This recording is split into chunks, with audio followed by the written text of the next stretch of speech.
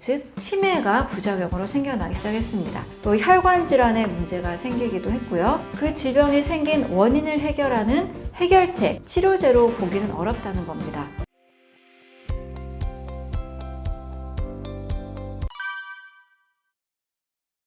약이라는 개념 자체는 몸의 질서를 깨뜨림으로써 그 효과를 나타냅니다. 식품은 약이 될 수 없고 화학약품, 독성이 있는 것만이 우리가 약으로 인정을 받습니다. 쉽게 말하면 비타민C는 약이 아니에요. 하지만 두통약, 진통제, 항생제, 소염제 이런 성분들은 약이 될 수 있습니다.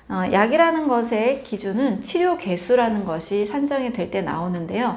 치료 개수는 동물 실험 시 치사량을 치료량으로 나눈 개수입니다.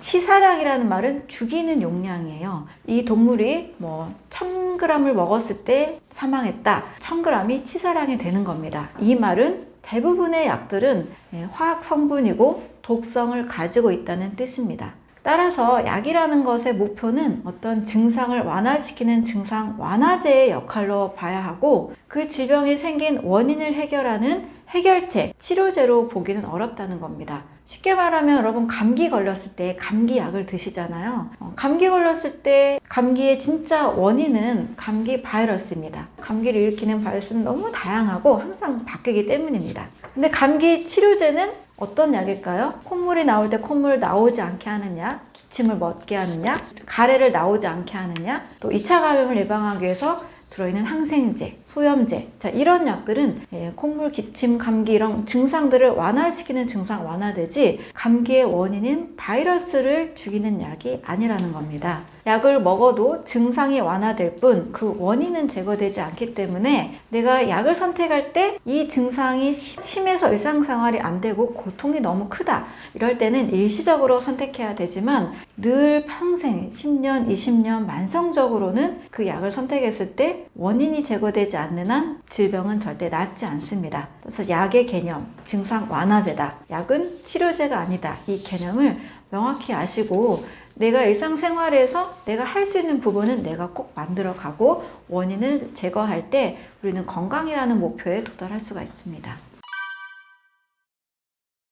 첫 번째는 모든 약은 부작용을 가지고 있습니다. 몸에 원래 돌아가는 질서들을 차단함으로써 약효를 내기 때문에 그에 따른 부작용이 반드시 있습니다.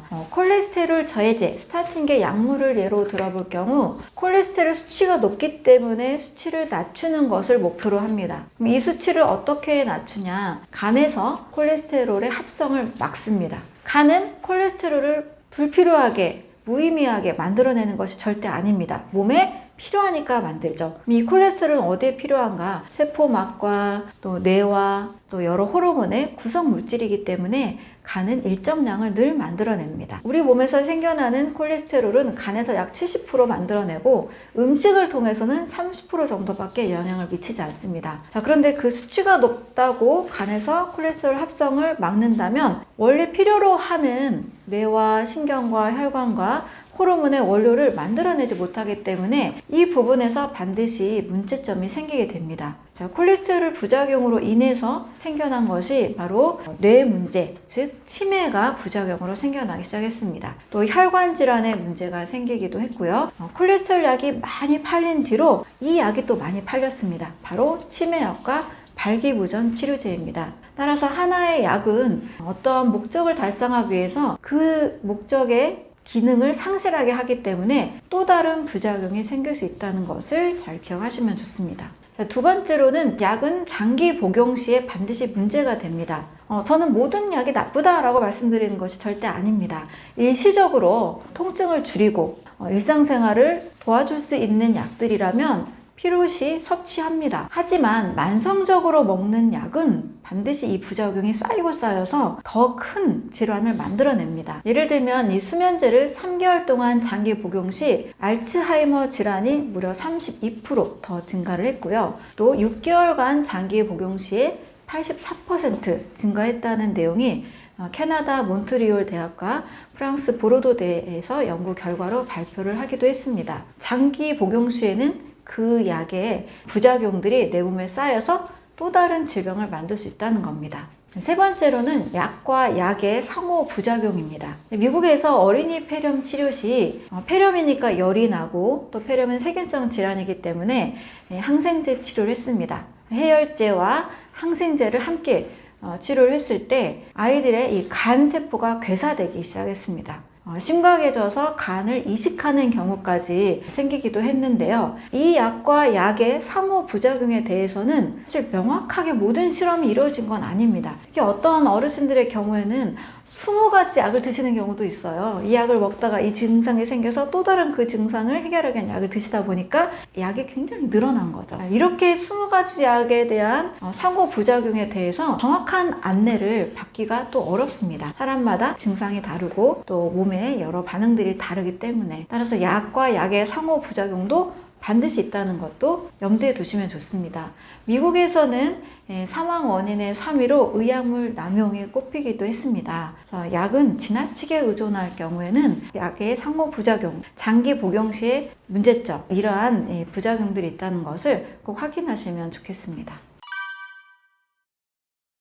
미국의 교육학자로 알려진 에이브러햄 플렉스너가 쓴 보고서의 내용입니다. 이 보고서의 배경이 된 데에는 의학계의 어떤 표준화, 과학화를 시도한다라는 그런 배경이었습니다. 또 다른 또 하나의 배경이 있었는데요. 당시 이 석유 산업을 아주 크게 성장시켰던 록펠러와 카네기 재단이 이 석유 정제 화합물을 가지고 또 다른 산업을 어떻게 성장시킬 수 있을까를 연구하던 중에 제약 산업을 타겟으로 하게 된 배경이 있기도 합니다. 당시에는 이제 미국의 카이로프랙틱이나 동종요법, 심리치료, 식이요법, 다양한 치료법들이 환자들에게 사용했던 시절이었는데요. 마치 이런 치료들은 좀 근거가 약하다라는 것을 좀 이유로 수많은 의대가 제약업계를 배경으로 과학화 표준화되기 시작했습니다. 그 필두로 미국의 존스홉킨스 대학과 이 병원이 기준점을 제공하기 시작을 했는데요. 요즘 우리가 병원을 가면 대부분 비슷한 약과 비슷한 처방을 하는 것을 지금은 당연하게 여기잖아요. 하지만 이제 이 표준화 과학화가 되기 전에는 꼭 그렇지만은 않았습니다. 지금도 다양한 치료들을 하기는 하지만 마치 비주류 의학이 되고 주류 의학은 큰 대형 병원이나 약을 꼭 처방받는 것이 가장 기본 치료, 표준 치료라는 이름으로 많이 하고 있는데요. 이러한 보고서로 인해서 이러한 치료법들이 좀 상당히 많은 신뢰를 얻고 어떤 기준점을 제공하기도 했습니다. 환자분들이 이제 몸이 아플 때 이왕이면 작은 병원보다는 이제 큰 병원을 신뢰하기가 쉽고 또 이름이 있는 유명한 선생님을 신뢰하는 경향이 있습니다. 그런데 어떤 항암 치료도 보면 치료 성적을 봤을 때 1950년대 이후에 지금까지의 치료 성적이 사실상 크게 좋아진 것은 아닙니다. 정확한 통계를 보면 암의 생존율이라는 것은 5년 동안에 재발하지 않았을 때 생존자로 봅니다.